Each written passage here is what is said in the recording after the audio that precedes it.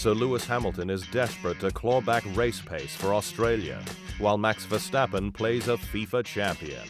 You can now watch full 24-minute episodes of The Inside Line at our official home on unbeaten.com.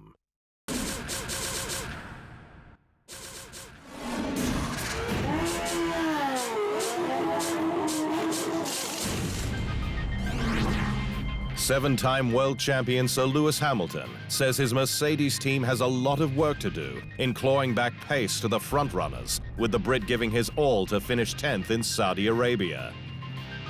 Hamilton started from 15th on the grid in Jeddah after he was dismissed from Q1 for the first time since Brazil 2017. The multiple F1 world champion fought through the field, but found trouble late in the race when a closed pit lane meant that he couldn't pit until after the virtual safety car, costing him time. The learnings are there that we are quite a bit off pace-wise, and we've got a lot of work to do, Hamilton said. Max Verstappen may have beaten rival Ferrari's Charles Leclerc to the Saudi Arabian Grand Prix win. But things didn't go so smoothly off track when the Dutchman plugged in for a quick game of FIFA. Verstappen is a huge FIFA fan, but had it all to do in a battle against his world champion counterpart and Saudi native Moussaïd Al-Dossari, who won the crown for Team Falcons in 2018. Yeah, I'm a bit nervous now because I like to play it, but probably he's going to completely destroy me. Verstappen was under pressure in the high-tension match, but fell short of another win, with Al-Dossari defeating him 2-1. I don't like to lose. Challenge with Max was great. He was a great FIFA player as well as a great Formula 1 driver. It was a close game, 2-1, and at the end we exchanged shirts as any other sport, especially football. So thanks, Max. Williams' woes will continue in Australia after Alex Albon copped a 3-place grid penalty for Melbourne for his late-race botched pass on Aston Martin's Lance Stroll in Saudi Arabia. Albon sought to pass Stroll into turn 1 2 laps from home, but instead made contact, with the stewards deeming him wholly or predominantly to blame for the collision. The Anglo-Thai racer retired, but Stroll continued, albeit 1 lap down, the last to see the checkered flag. He made a strong defense, and unfortunately we made contact, Albon said. We had to retire due to the puncture, but the points were almost there, and we had to go for it.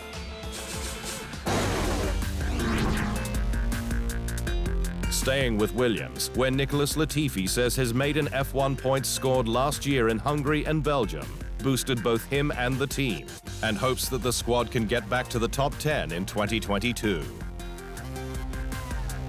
Latifi is in his 3rd season of F1, but has only scored points twice in over 40 starts, with the last race in Saudi Arabia his worst event to date, with crashes in both qualifying and the race.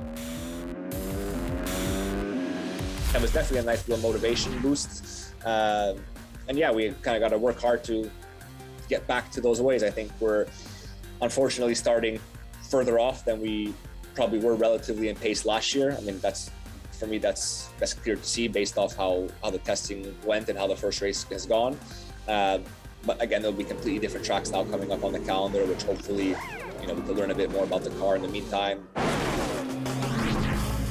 Aston Martin Racing's management has come under fire following a dire start to the 2022 season, in which both cars failed to score points in both Bahrain and Saudi Arabia. Ex-F1 driver Ralf Schumacher compared the team to his former home at Toyota, which he said also took a bulldozer approach, using big budget and top technical talent for an attempt at overnight success. But the German also hinted at potential micromanagement. The owner now seems to be sitting at the meetings and telling them what to do. If that's the case, then it's going to be very difficult, Schumacher said. While ex-F1 pilot Gerhard Berger questioned team principal Mike Krack's involvement, stating BMW, which he led in Germany's DTM series, had never been consistently competitive. Let's see what can be done. But when I watched what was done in DTM, I just don't see the way forward for Aston Martin with him, Berger said. Aston Martin is making progress on its new 400,000 square foot campus at Silverstone, which is aiming to be complete in January 2023. Alpine technical boss Pat Fry says the French squad is still building up to meet F1's $140 million cost cap, but says the goal is to fight for wins and titles in 3 to 5 years.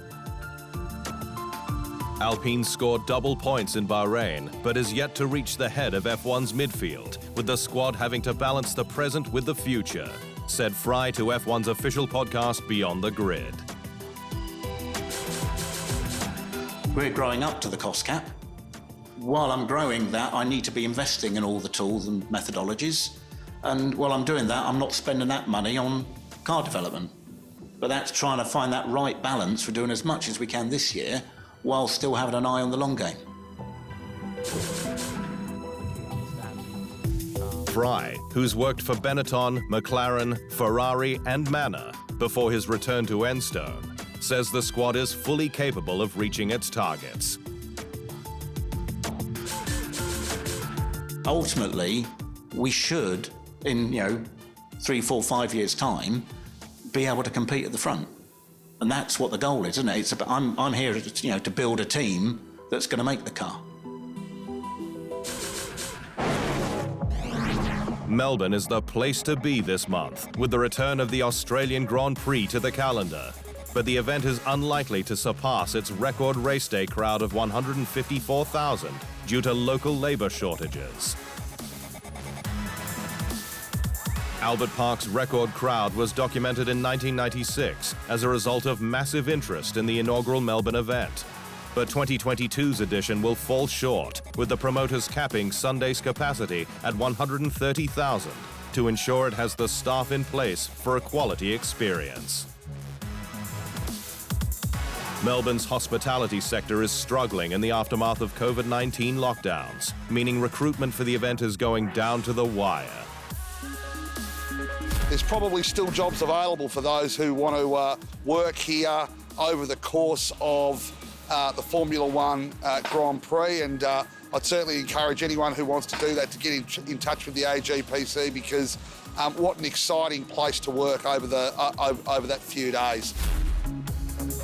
Tickets for Saturday and Sunday have already sold out, including general admission, with Thursday and Friday selling fast.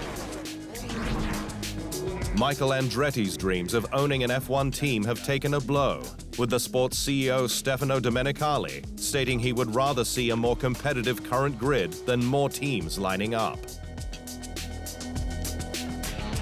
Andretti, one of the biggest names in American racing, has been on the hunt for an F1 entry, with a deal to take over Swiss squad Sauber falling through late last year. But while an Andretti F1 outfit would be great for the sport, and that the 59-year-old Michael says that he has the huge financial might required to start his own team, F1 says its priorities lie elsewhere. I do not believe that increasing the number of entries brings added value unless they are teams of the highest quality, Domenicali said.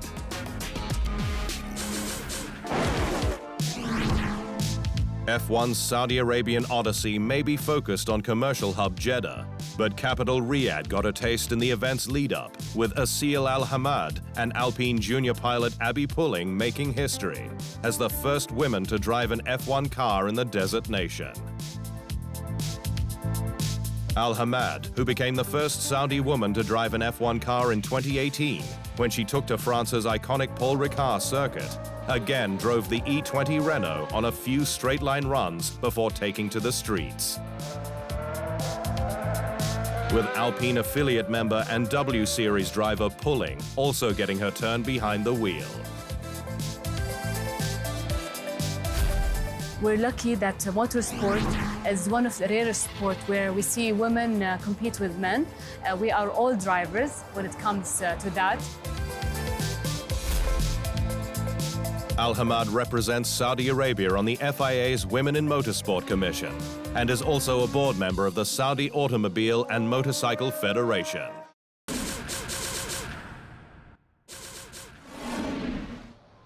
Thanks for watching. To stay up to speed on all things Formula One, make sure you hit the subscribe button.